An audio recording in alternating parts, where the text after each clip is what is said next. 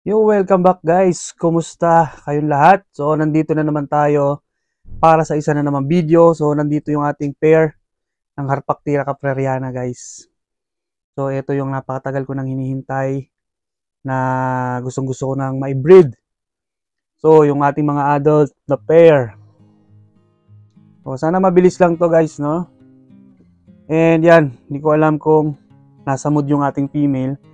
And basta yung male natin is nakapag ano na siya. Nakapag sperm web na siya. Ayan, loaded na. So, isasalang na lang. And simulan na natin to guys. At baka simulan pa ng iba. Let's go!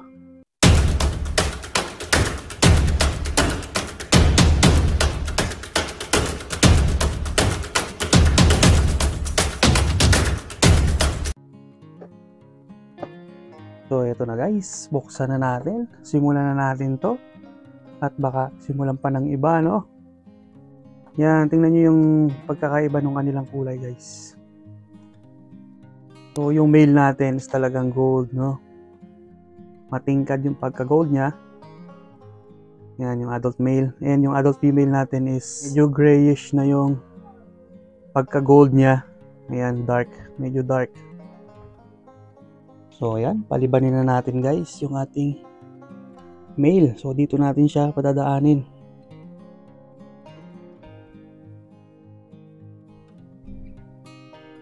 Wish me luck guys. And let us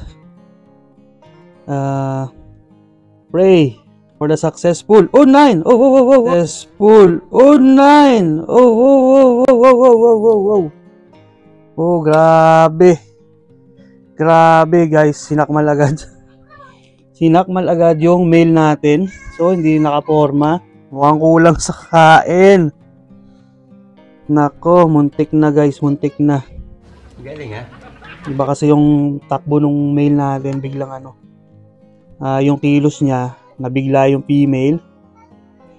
So this time, sana huwag siyang tumakbo at ligawan niya ng maayos para hindi nagugulat yung female natin, no?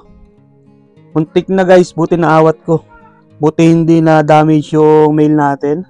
And yan, mukhang okay pa rin naman siya. Yun. Buti na lang, kinabahan ako dun ha. So yung grabe guys, no, nabigla din ako. Hindi ko inaasahan na ganun yung mangyayari at reaction ng ating female. So, ang tagal-tagal ko pa namang hinintay na yung male natin. Maging adult. Ayan. Ayan na. Tingnan nyo naman, halos kalahati yung difference, no? Doon sa size ng ating mga adult males and females, guys. Ayan. So, sana maging successful to. Grabe, kinabahan ako doon, guys.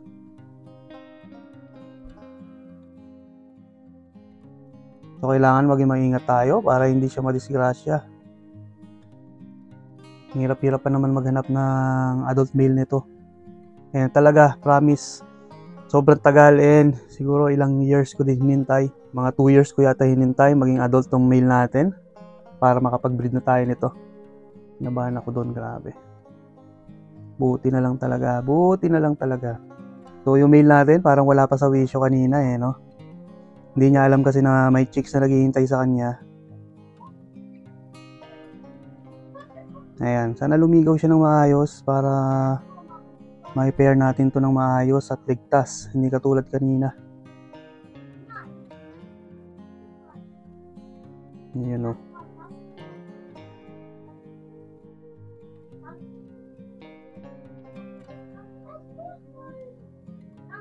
So, now, nagpapakiramdaman sila. Oops. Ayan. So, ayan guys, no? So, yung male natin, medyo nag-aalangan siya. Dahil siguro doon sa nangyari kanina. And, kapag ganyan guys na tumatakbo na yung male natin, so huwag natin pilitin. So, maybe sa ibang araw na lang natin to gawin. Pakakainin muna natin ng masarap itong female natin. Yan. And, yun na lang guys. I-update ko na lang kayo Yan, dito sa susunod natin na pairing. So, pakakainin na lang natin guys itong ating female, okay? So, yan guys, dahil kulang siya sa kain, so bibigyan natin siya nitong ating ipis. Ayun. So, yun guys, na pinakain natin ng medyo sakto sa kanya na ipis. Ayan, oh. Ayan, binabanatan niya na yung ipis. So, yun, buti na lang hindi niya minukbang yung male natin kanina. Pero muntik na talaga guys. Kita nyo naman, no? Buti na awat ko.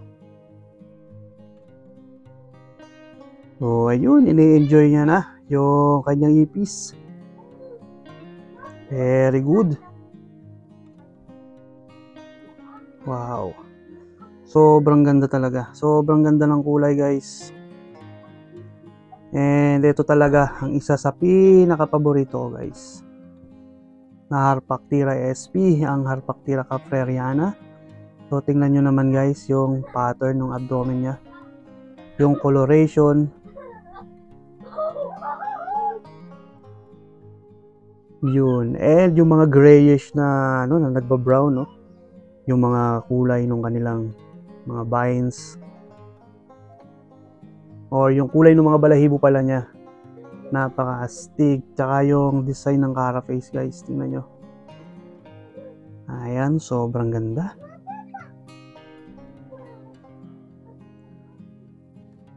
Wow.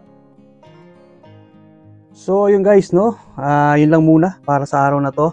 Medyo hindi tayo pinalad para may pair natin to. Ating pair ng Harpactira capreriana. Pero syempre, for sure, ulitin natin to sa mga susunod na mga araw.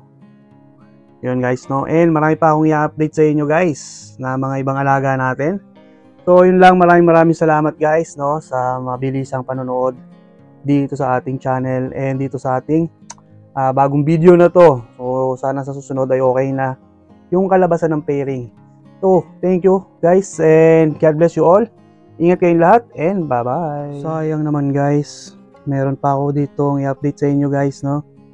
So, yung last na pinakain natin itong Harpactira babiana na to ay pinakain natin ng alam ko super warm yung binigay natin. Pero, na-check ko siya nung nakaraan.